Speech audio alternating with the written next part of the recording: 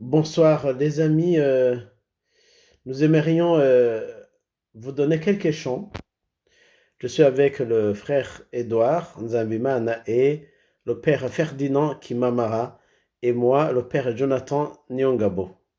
Merci, soyez attentifs.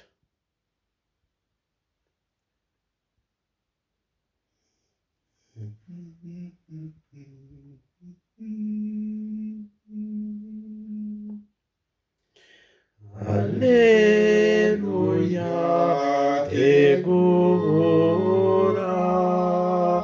inzira y'umukama. Alléluia,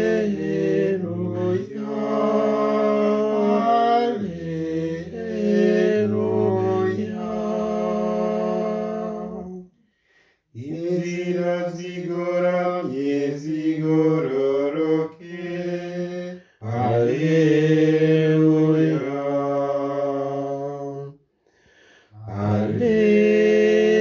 Alléluia, tegura, inzira y'umukama. Alléluia,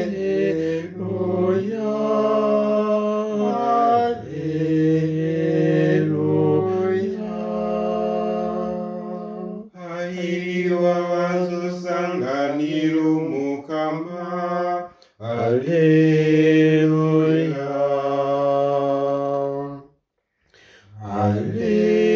Alléluia, tegura, inzira y'umukama.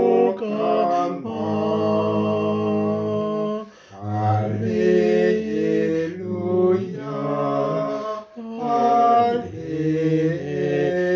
Alléluia. Imikobeko yose ifurirwe. Alleluia.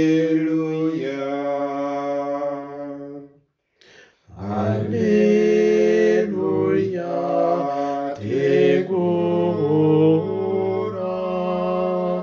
inzira y'umukama. Alleluia,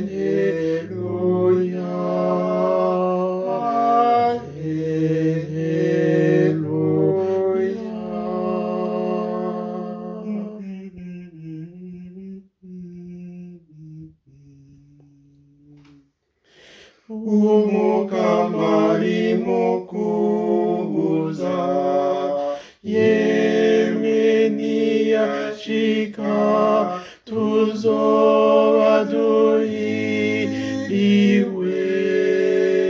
nukuri niyashika tuzoba duhiriwe. Azobana natwe bw'abantu naze. Umukama arimo kuza, yemwe niyashika tuzoba duhiriwe, nukuri niyashika tuzoba duhiriwe.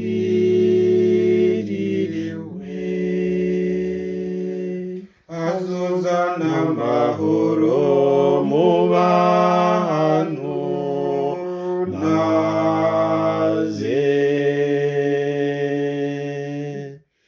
Umukama arimo kuza, yemwe niyashika tuzoba duhiriwe,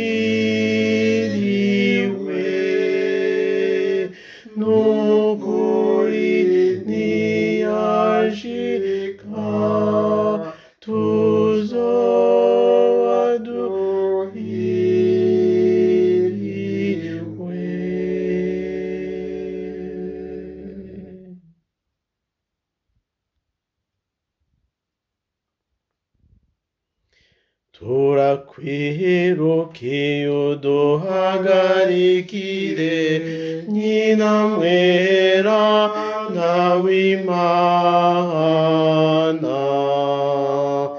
mu bukene bwacu mawe ntugayibisabisho byacu yamarudukiza imihisi yose amagorwa yose wewe mubikira muhimbazwa nyaguhezagirwa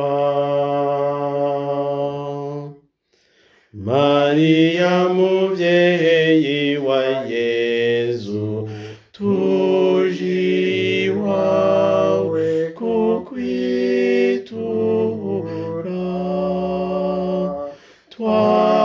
twakire mu minwe yawe utwizi vyiza bishimwa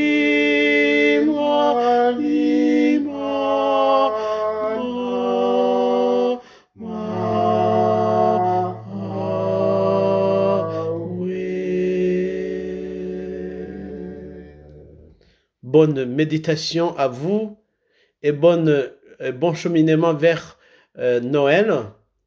Attendons le Sauveur qui vient habiter parmi nous et avec nous. Amen. N'hésitez pas de vous abonner. Merci.